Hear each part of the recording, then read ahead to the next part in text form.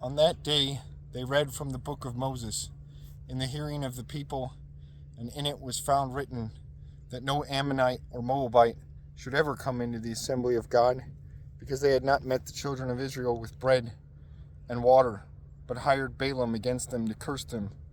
However, our God turned the curse into a blessing. So it was, when they had heard the law, that they separated all the mixed multitude from Israel.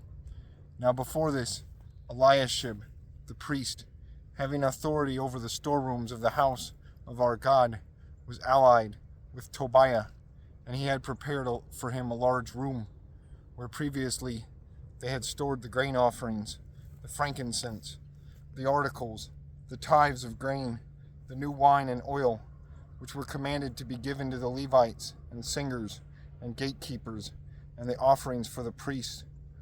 But during all this I was not in Jerusalem, for in the 32nd year of Artaxerxes, king of Babylon, I had returned to the king. Then after certain days I obtained leave from the king, and I came to Jerusalem and discovered the evil that Eliashib had done for Tobiah in preparing a room for him in the courts of the house of God, and it grieved me bitterly.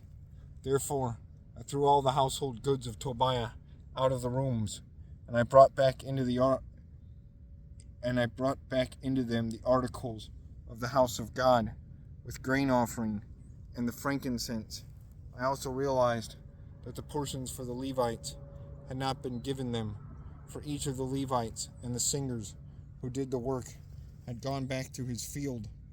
So I contended with the rulers and said, "Why is the house of God forsaken?" And I gathered them together and set them in their place.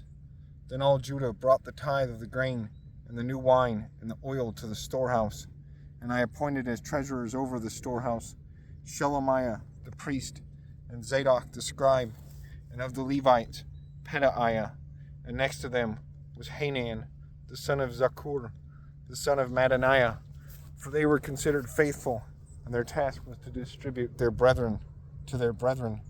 Remember me, O my God, concerning this. Do not wipe out my good deeds that I have done for the house of my God and for its services. In those days I saw the people in Judah treading wine presses on the Sabbath, and bringing in sheaves, and loading donkeys with wine, grape figs, and all kinds of burdens, with which they brought into Jerusalem on the Sabbath day. And I warned them about the day on which they were selling provisions. Men of Tyre dwelt there also, who brought in fish and all kinds of goods, and sold them on the Sabbath, and to the children of Judah, and in Jerusalem. Then I contended with the nobles of Judah, and said to them, "What evil thing is this that you do, by which you profane the Sabbath day? Did not your fathers do thus? Did not our God bring all this disaster on us and on this city? Yet you bring added wrath on Israel by profaning the Sabbath." So it was at the gates of Jerusalem, as it began to be dark before the Sabbath, that I commanded the gates to be shut. And charged that they must not be opened till after the Sabbath. Then I posted some of my servants at the gates, so that no burdens would be brought in on the Sabbath day. Now the merchants and sellers of all kinds of wares lodged outside Jerusalem once or twice. Then I warned them and said to them, "Why do you spend the night around the wall? If you do so again, I will lay hands on you." From that time on, they came no more on the Sabbath, and I commanded the Levites that they should cleanse themselves, and that they should go and guard the gates to sanctify the Sabbath day.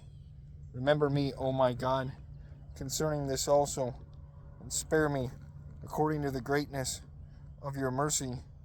In those days I also saw Jews who had married women of Ashdod, Ammon, and Moab, and half of their children spoke the language of Ashdod, and could not speak the language of Judah, but spoke according to the language of one of the other people. So I contended with them, and cursed them, struck some of them, and pulled out their hair, and made them swear by God, saying, "You shall not give your daughters as wives to their sons, nor take their daughters for your sons or yourselves. Nor did not Solomon, king of Israel, sin by these things? Yet among many nations there was no king like him, who was beloved of his God, and God made him king over all Israel. Nevertheless, pagan women caused even him to sin. Should we then hear of your doing all this great evil, transgressing against our God by marrying pagan women? And one of the sons of Joiada, the son of Eliashib, the high priest, was a son-in-law of Sanballat, the Horonite. Therefore I drove him from me. Remember them, O my God, because they have defiled the priesthood and the covenant of the priesthood and the Levites. Thus I cleanse them of everything pagan. I also assign duties to the priests and the Levites, each to his service, and to bringing the wood offering and the first fruits at appointed times. Remember me, O my God, for good.